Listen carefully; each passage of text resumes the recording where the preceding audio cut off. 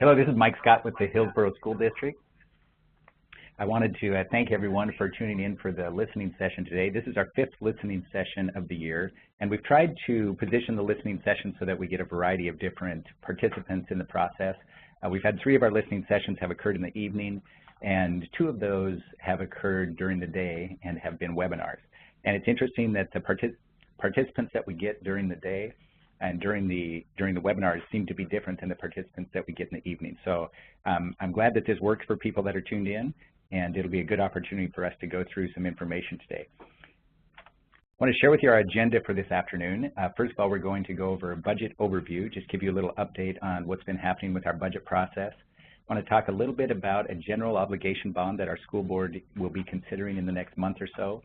We've received questions about the Common Core and how that pertains to the Hillsboro School District in the state of Oregon, so we're going to talk about that.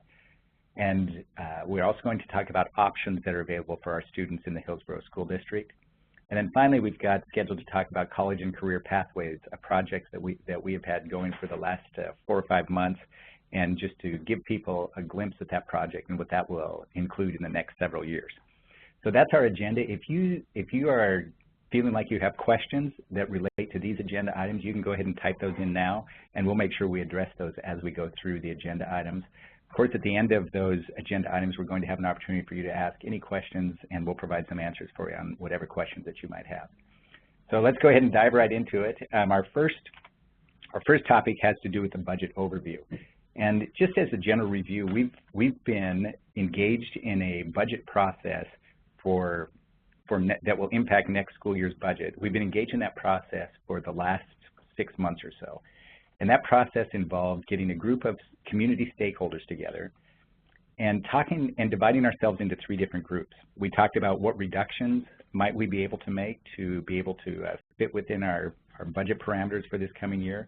There was a group that engaged in discussion regarding what would it be like if we were able to reimagine what education looked like in our current school situation with our current budget parameters. And then there was a group that talked about advocacy.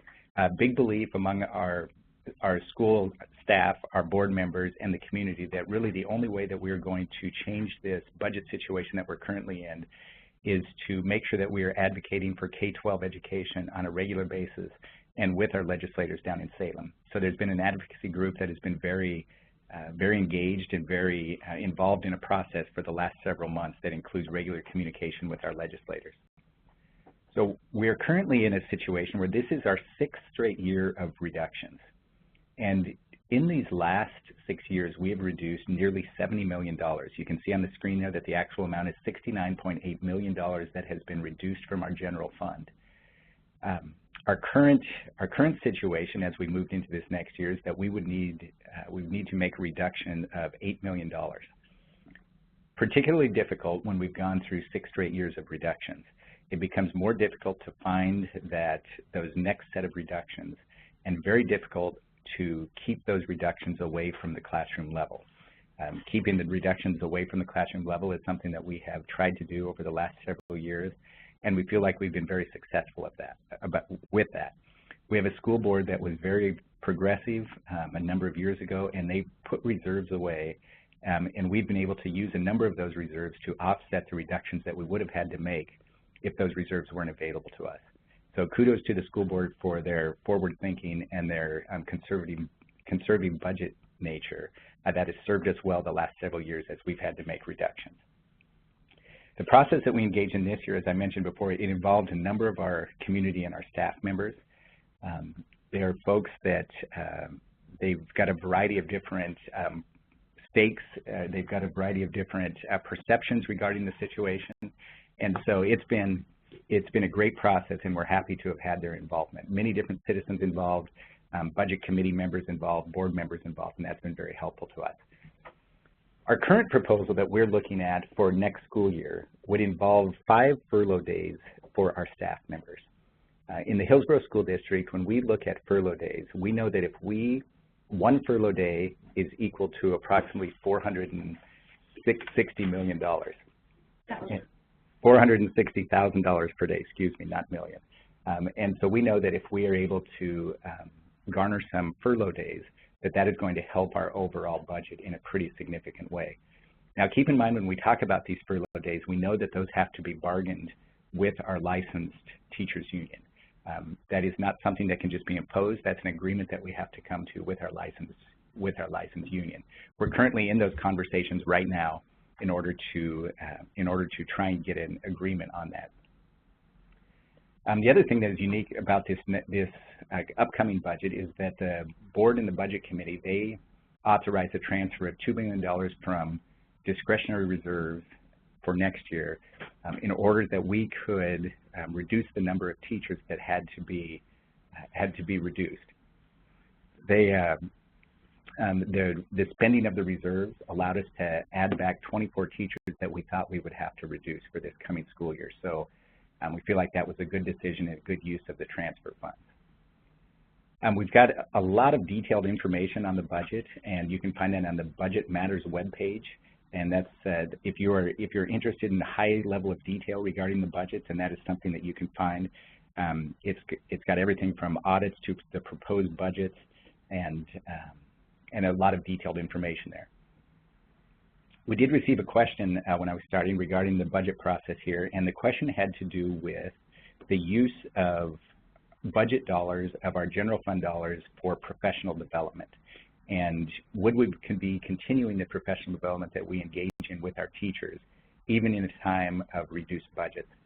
And our feeling with that is that when we're in a budget situation and we're in an economic situation like we're currently in, the only way out of that situation is to educate our way out of it.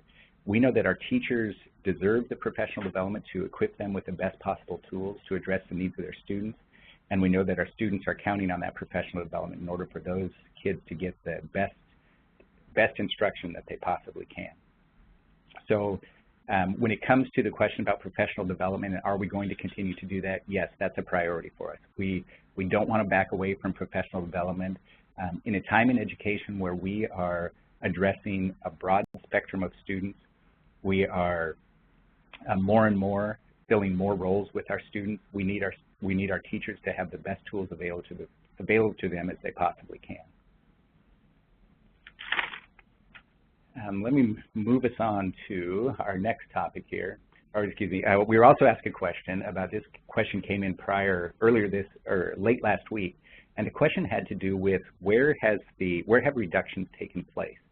And the screen that you see in front of you, this has to do with the type of staff members that have been reduced over the last several years.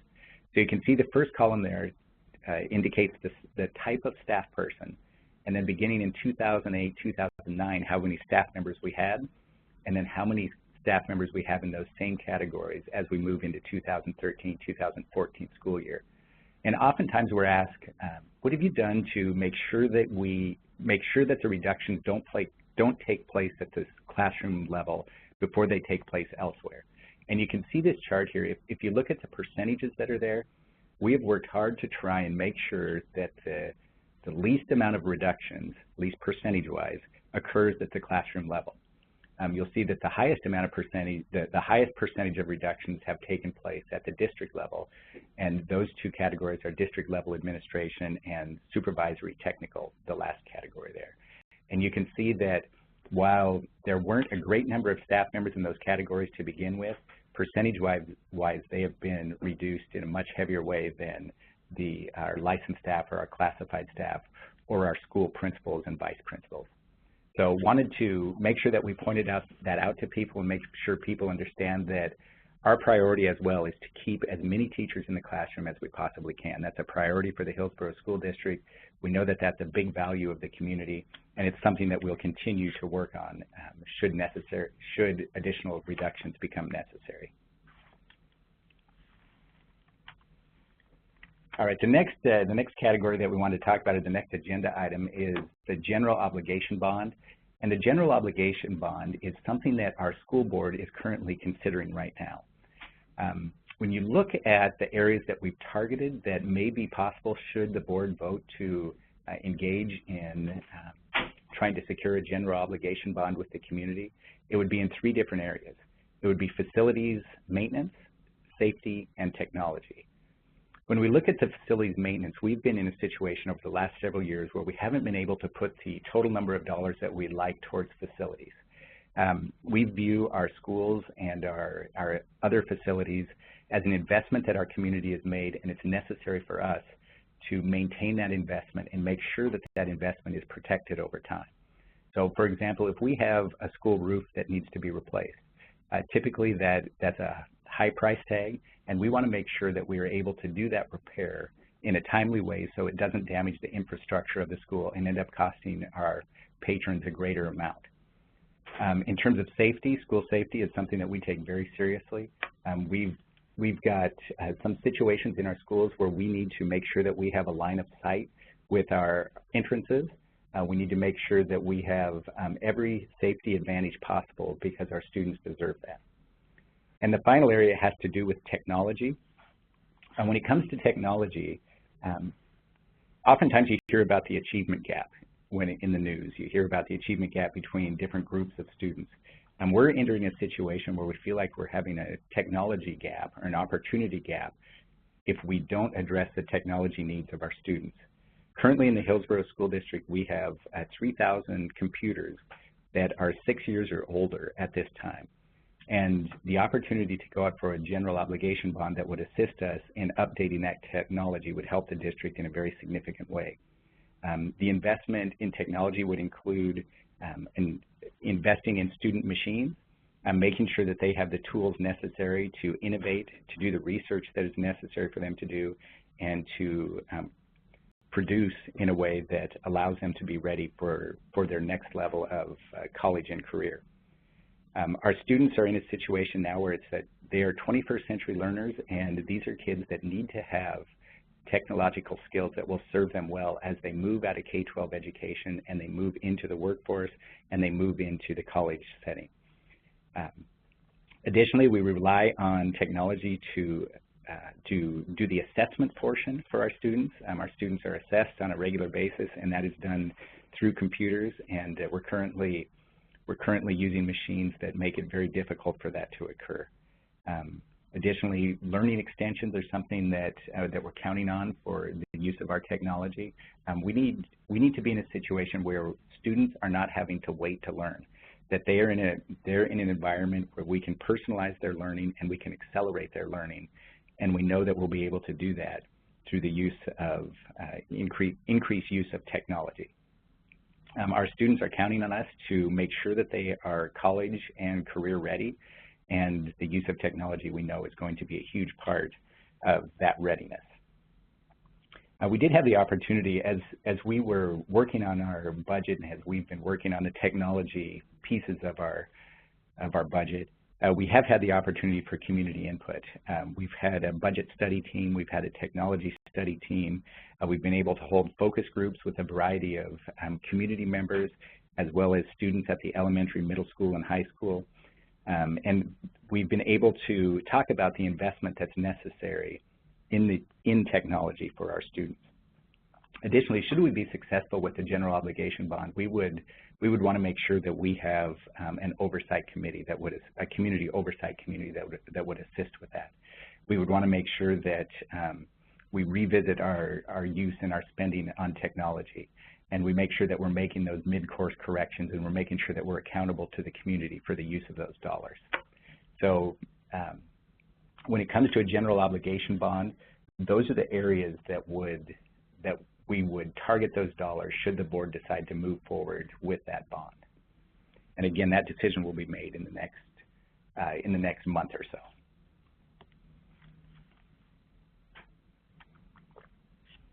So one of the things that we were asked about was the Common Core state standards. This is something that is starting to get a little more media attention, and we just want an opportunity to make sure that we were able to educate our community regarding Common Core state standards.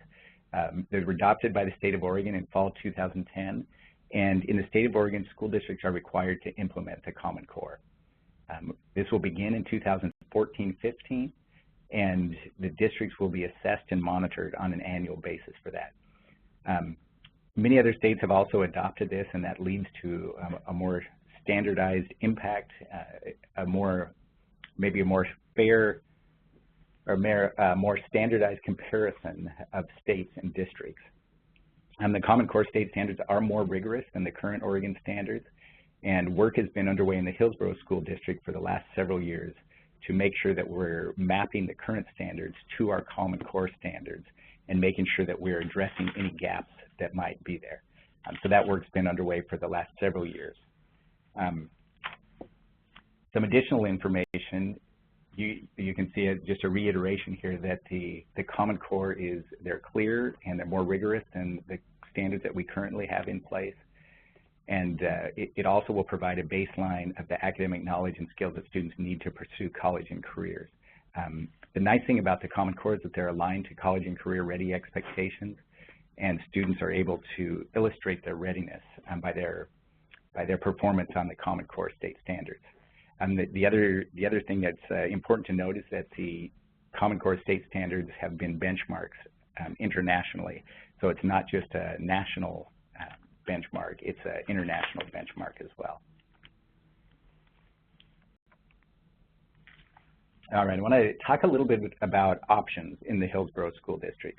When it comes to options, the district has pursued several areas because we want to make sure that we are providing opportunities for our students, not only that illustrate the community interest, but are also more individualized for our students who are ready to experience education in a different way.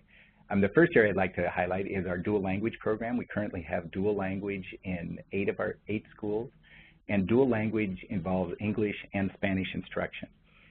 What you have when you participate in a dual language program is you have English-only speakers who receive a portion of their day in Spanish, and you have Spanish speakers that receive a portion of their day in English, and they work together. They're combined together in one classroom. We have had many parents that have requested this for their students. In fact, we have waiting lists in some of our schools. So it's been highly successful for us. Sometimes we get asked the question when it comes to options, why are you spending money on that dual language program? Well, the fact of the matter is really it doesn't require additional money. What it requires in those dual language programs are teachers that we have some bilingual teachers that can do that instruction for us. So it's not more expensive program. It's not more expensive to run than the standard program, but it does meet the needs of our community, and it does meet the needs of our students. The other area that we've been very successful with over this last year is our Hillsboro Online Academy. We've been serving over 100 students this past year, and we're looking to expand that probably by another 50 students as we move into next year. Next year we'll have the opportunity to serve not only students that are enrolled full-time on the Hillsboro Online Academy, but we'll also be able to serve students who are trying to gather some enrichment courses, or they're trying to extend their learning after their school day. We'll be able to accommodate those folks as well. Next year we'll be expanding the grade levels as well, so we'll be able to serve students in grades 4 to 12. It's been a very successful program for us, and we look forward to continuing that and to continue to expand the offerings to meet the needs of our students. The final area are STEM schools. We have 4 STEM schools where we have curriculum in place. The fact of the matter is that many of our schools are participating in STEM-related programming. We're very cognizant that we don't want our STEM program to be an event. We want it to be built in across the curriculum for all of our students. The nice things about targeting 4 schools to begin with is that the professional development that's been occurring at those 4 schools will provide as a model that we can ramp up and share out with our other schools as we move forward. So, in fact, this would be a good time to mention that Intel has been an incredible partner for us in this work.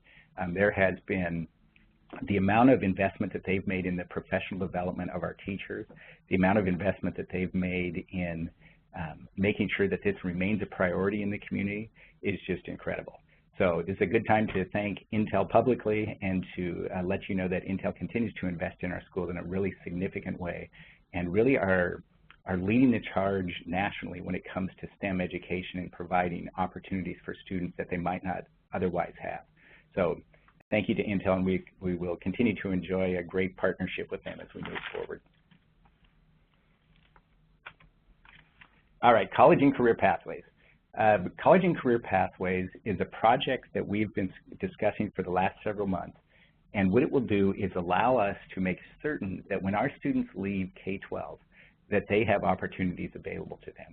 You see the project vision up here on the screen to develop a joint strategic plan between business, the Hillsboro School District, and higher education to ensure that all children in the Hillsboro community have access to unprecedented social, academic, and life opportunities as they grow towards adulthood.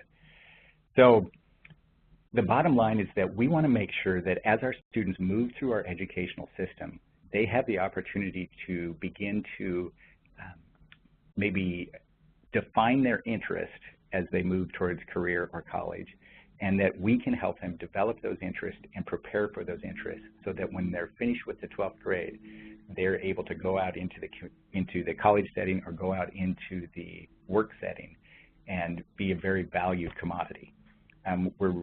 We want to expand the learning to the real world is basically what we're after.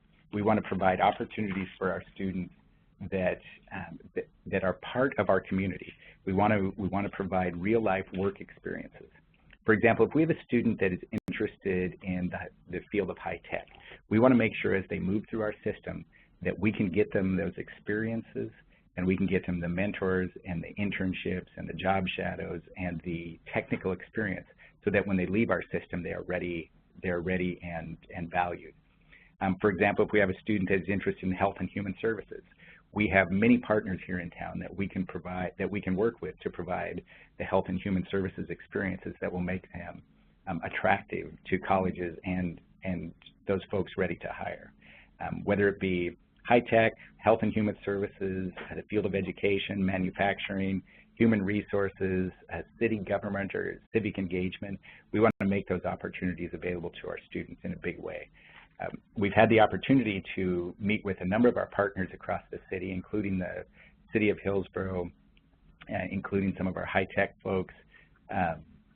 Higher education is on board with us as well. So we've had a variety to engage with a number of our partners, and they're very supportive of this program and looking forward to helping us move through this process. You can see that we have had a visioning session, as I mentioned, with pre-K, K-12, higher education and business, as well as the city of Hillsboro. And our goal is to develop a 12-year plan that we could review on an annual basis that would not only illustrate what action steps we're taking, but have some accountability measures built in as well. So we're excited about that work, and we know that that's going to serve our students well. We feel like our students deserve that and need that as they move through our system. All right, those are the areas that we had identified as agenda items for us. We've been receiving some questions as I've been talking here, and feel free to continue to send those questions in, but let me hit just a few of the questions that have come in. So one of the questions we were asked was about our special education students and what's going to happen if the sequestration at the federal level takes place. What's going to happen in terms of providing opportunities in education for our special ed students, and will it impact them in a negative way? So the fact of the matter is, when it comes to special education or any program that is funded both locally and at the federal level, there are three potential impacts that can take place on that funding. The first one is that the federal government has reduced the amount of budget that they provide at the state level for those federal services. So that's one thing that would impact. The other piece that could impact it is the sequestration. We know that that's already started to take place. And then additionally, general fund reductions is the third item that could impact that. So the way it stands now is that special education, like many other departments, like all other departments in our district, they will receive less funding for next school year. That means that caseloads will go up. That means that there'll be fewer people to provide those same services that we have had, that we've been providing. Services will still be provided. Students' needs will still be met, but when it comes to the number of people that are offering those services that will be reduced. Just a reminder that as you are looking at your screen there, you can open the chat or the Q&A dialog box by moving the cursor to the top of the screen and then clicking on the chat box, and then you can send a message there to the host, and we'll be happy to address that.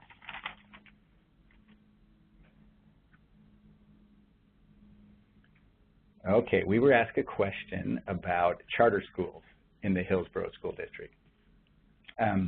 When it comes to offering opportunities for our students, we want to make sure that we are offering, we're included offerings that benefit all of our students, that we're able to expand options. I talked about the 3 options that we've included in our budget and our planning for the last several years.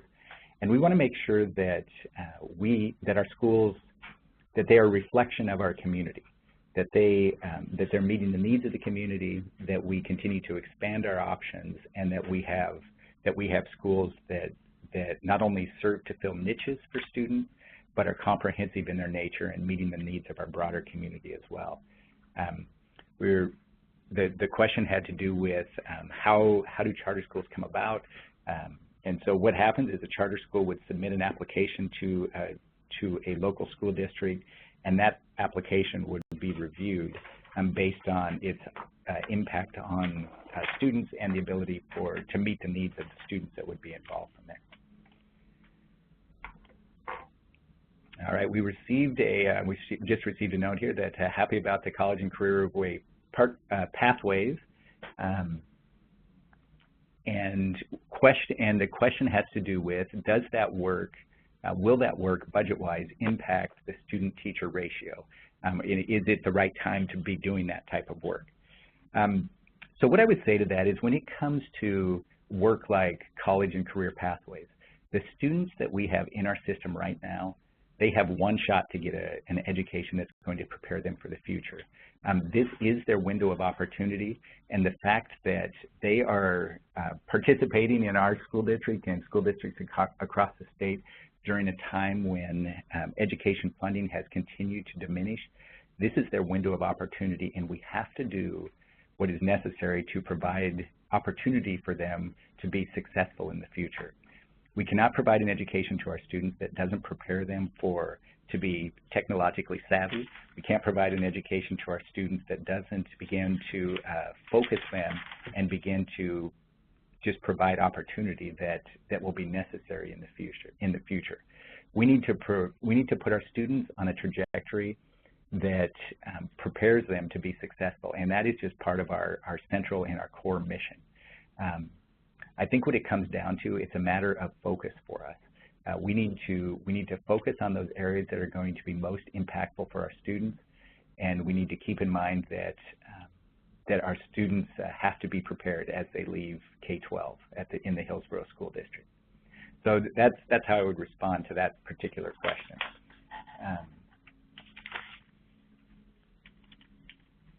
Give me 1 second to read additional questions here that have come in.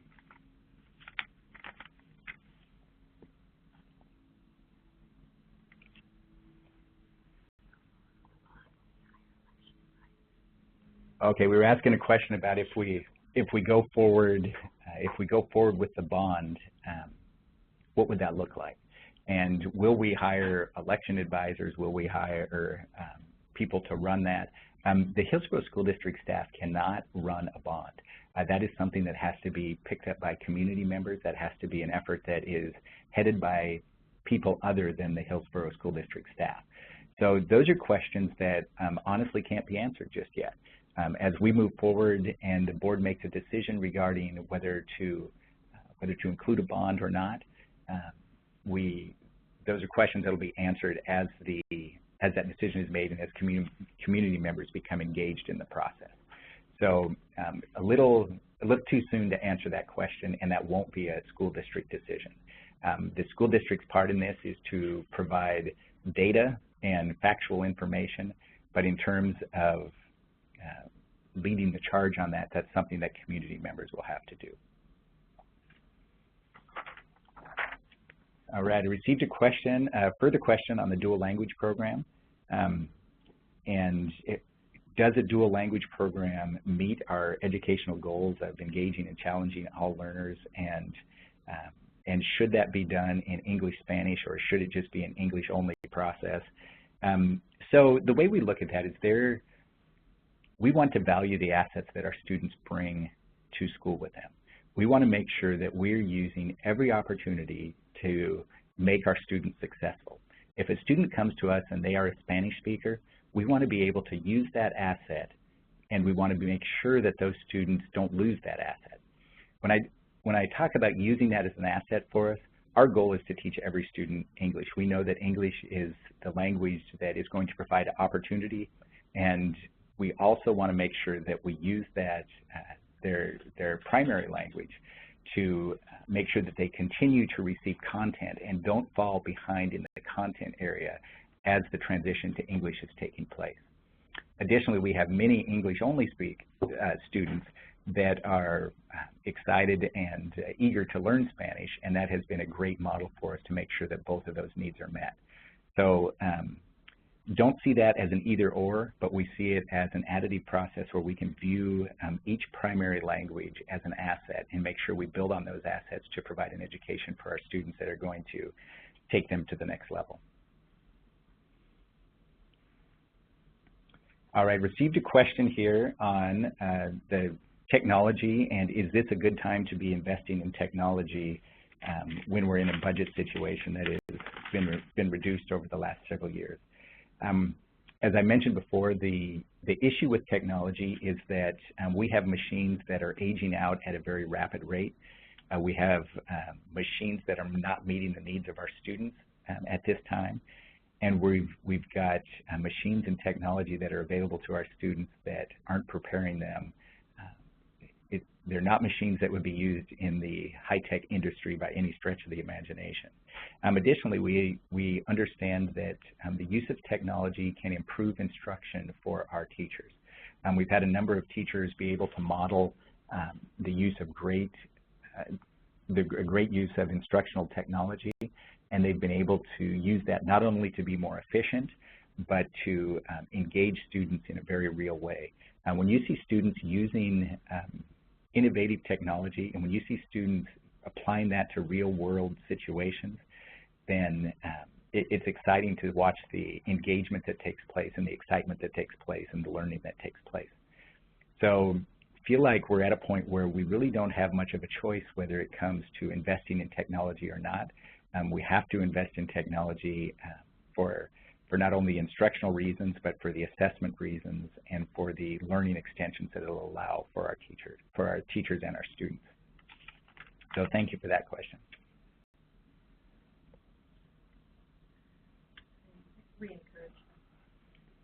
So those are the questions that have come in so far. If you have additional questions, now would be the time to submit those so that we can get them answered for you.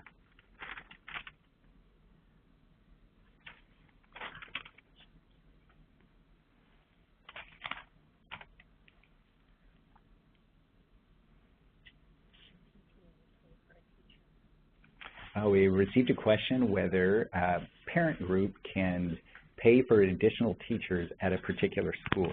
That is a situation that we have had occurring for the last several years. We do have a couple schools that have their parent organizations have raised money to include more teachers at that particular school.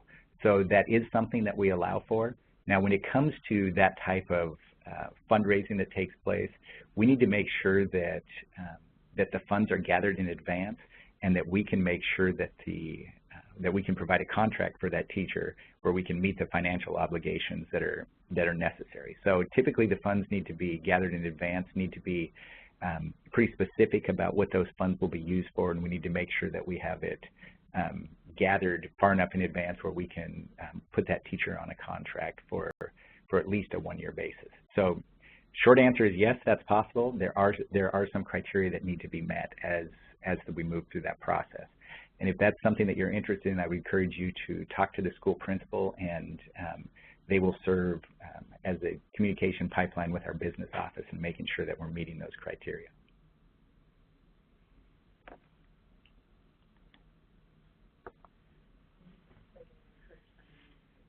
I was asked a question about we had a patron that asked about our Liberty Field situation.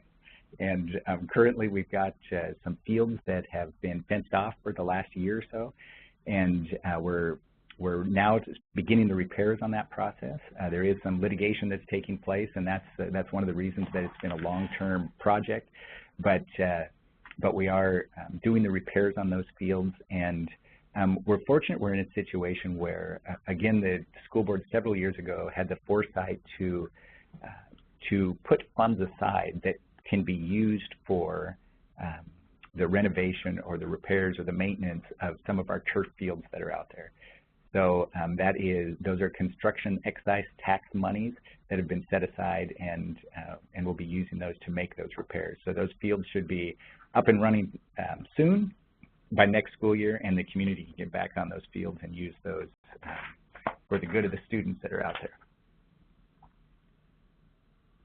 All right, we received a question about how will internal technology grants be evaluated for delivery of funds to teachers and willing to use technology in their classrooms. Part of our budget for next year is to include those technology innovation grants.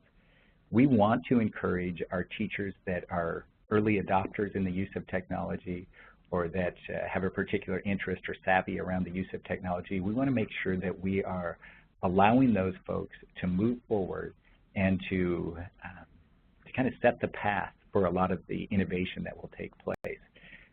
We know in order to do that we have to provide training, and we've got to provide opportunity for those teachers. One of our goals is to take those areas to find those areas in the district that are using technology in a very successful way, and to ramp that use up so that we can mimic that across the district.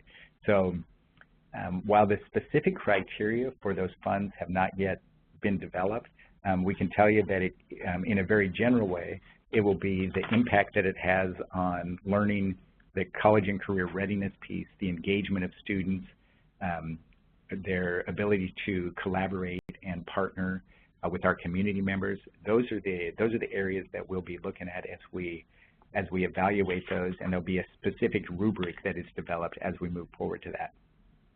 Additionally, we'll have an evaluation committee that includes teachers, administrators, and representatives from our community and our business partners that will help us do that evaluation of those grants and the spending and the targeting of those funds. So that, in a very general way, is what it'll look like there. So we received a question about, would you consider employing grant writers who, when successful, could pay for themselves and bring more dollars into the school district? That's a conversation that we just had a couple weeks ago, that is this the right time to start looking at those grants that may allow additional dollars to come into the district.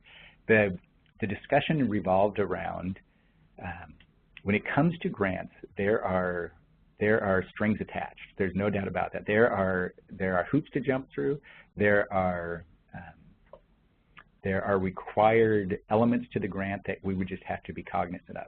So as we look at applying for specific grants, we want to make sure that it is within the core mission of our school district, that it is already part of our focus, and that we're not chasing dollars for the sake of chasing dollars. We want to make sure that that we focus on what we've been saying we'll focus on, and that we continue to we just continue down that road. So again, the short answer would be yes, we would consider grant writers, and depending on the specific grant that we're there, we would make decisions on whether that could be something that the staff could do, or whether that would be something that we need to call in additional resources for, with the thought that it could pay for itself over time. So good question, thank you.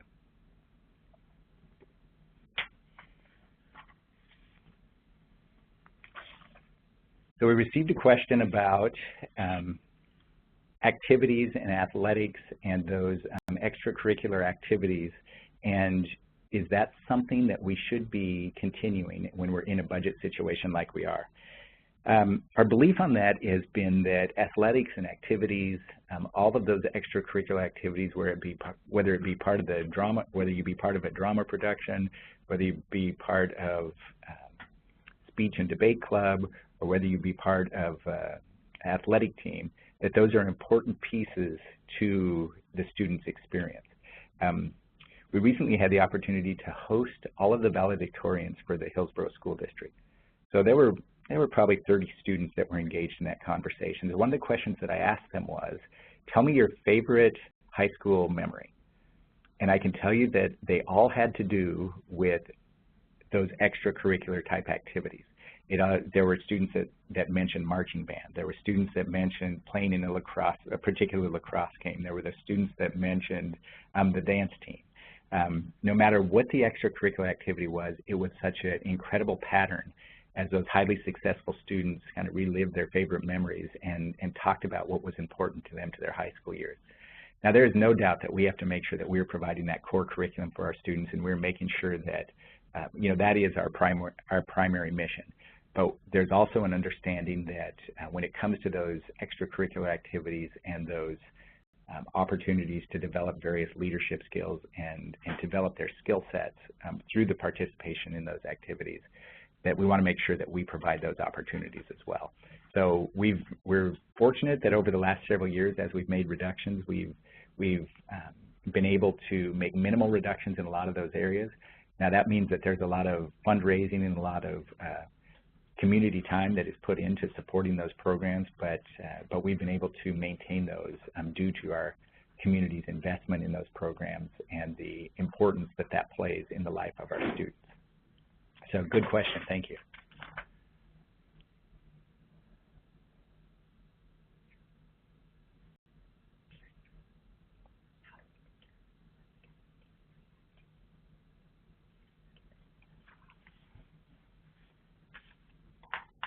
But we were asked a question, and I can give you some specifics on this. I won't be able to go into great detail, but the question had to do with how do you decide what type of funding is available from the school district for these various the various activities, whether it be activities or athletics. And a lot of that is generated by what is recognized by OSAA, the governing body for the state of Oregon for athletics and activities. So part of that criteria is what is recognized by OSAA, and then the other part of that is just the amount of budget dollars available for that and discussions that take place when it comes to putting our budget together for the next year. Another piece of that would be the number of participants that are involved and how many students does that impact. So in a general way, I'm sorry I don't have more specifics on that, but in a general way, those are the criteria that are oftentimes used around those discussions.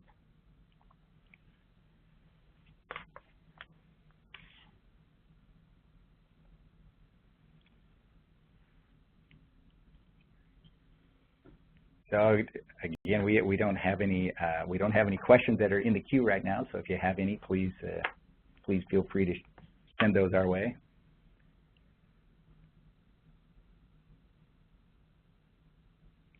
This is a good opportunity, is why we've got a lull in the action to talk about the graduations that are coming up this week. Not only do we have the 4 comprehensive high schools that we have graduation come up for with Century, Glencoe, Hill High, and Liberty, but we'll also have our first graduation from the Hillsboro Online Academy, and we'll also have graduation from our alternative school, our Miller Education Center. So check our website. That is a great opportunity to see some great stuff that is happening at those schools, and just to see some of those the students that are just performing so well. If you're interested, you can also, that'll be streamed online for Glencoe, Hill High, Century, and Liberty. You can see that online, and that will be streamed for you if you're not able to make it in public but want to see what that's all about. So it's always, our board members over and over again, they talk about how graduation is their favorite time of the year because it's such an indicator of the good work that's taken place over the last several years, and it's such a celebration of all of that.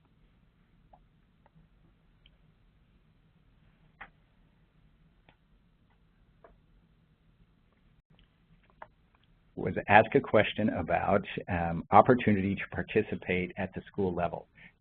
We have parent organizations at each of our schools, and this is a good opportunity to promote that participation.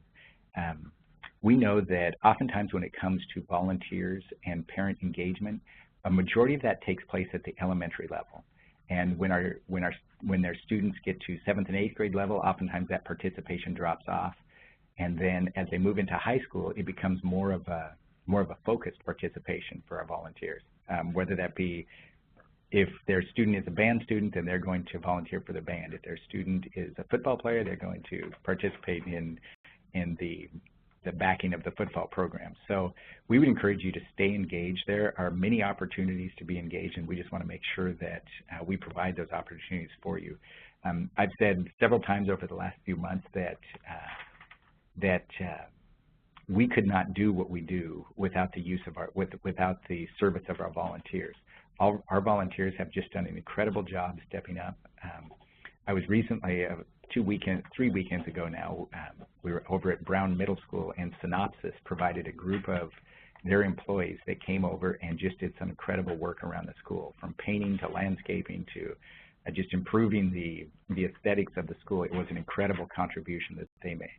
And it's not necessary to for those big groups to come in like that. We can use help every day at the classroom level, and we would welcome your participation in that.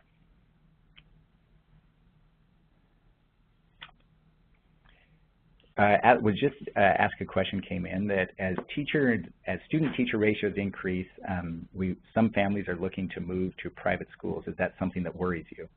Yes, that is something that worries us.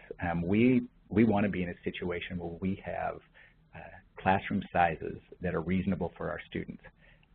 We know that our students deserve that. We know that the amount of management and wear and tear that takes place, just for teachers managing students, that number of students, we know that that's a very real consideration for us. It's one of the reasons that we've included some of these options over the last several years, is we want to make sure that we're being responsive to the needs of the community. We want to make sure that we're meeting their needs, and we want to make sure that those things that the community values are represented within the Hillsboro School District. One of the things that we've also done is that it's one of the reasons we continue to focus on the professional development and the use of technology, is that we know that as class size increases, we have to do the professional development piece to make sure that our teachers have the tools that are necessary to provide the instruction that our students deserve. So yes, it's a concern to us. We continue to try and offset that concern through professional development and the training of teachers to make sure that they're able to meet the needs of our students.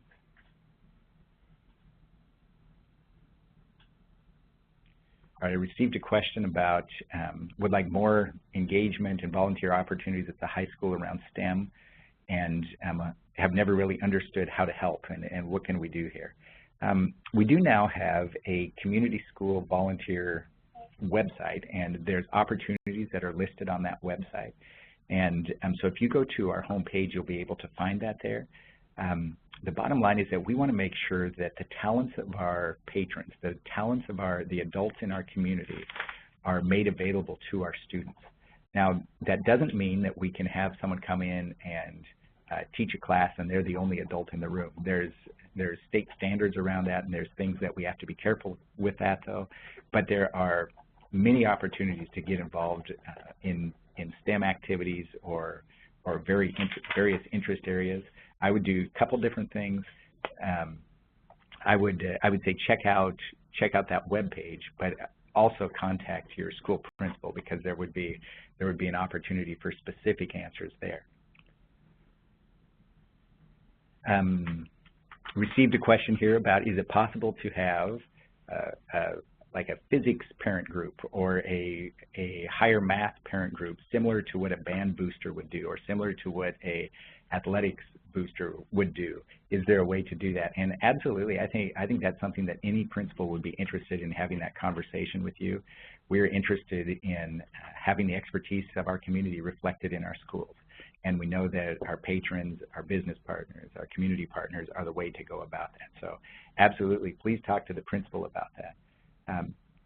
I think a good example of that is you look at the Liberty Fit program that takes place over at Liberty High School, and the number of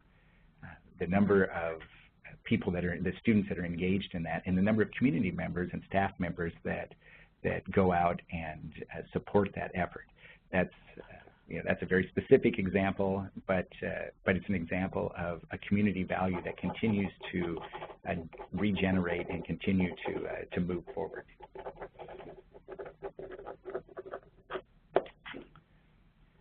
Another specific example would be the Battle of the Bands that takes place. Battle of the bands that take place, that happens on an annual basis. And then there's a Battle of the Books that take place as well. And so those are oftentimes led by community members and who are able to support their interest, and we appreciate that.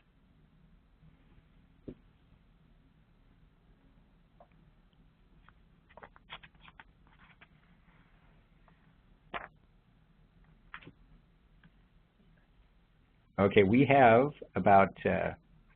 a few minutes left here. If there are any final questions that you would like to get answered, please submit those in the next minute or so. And if not, we'll go ahead and end a few minutes early.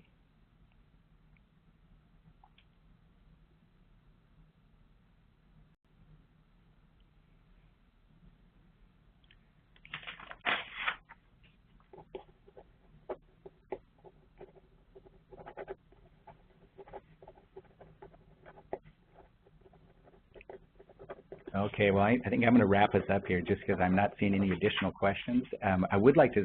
First of all, I'd like to thank you for your participation. We know that this is a way to engage our community that works for some people, and so we appreciate your participation in this.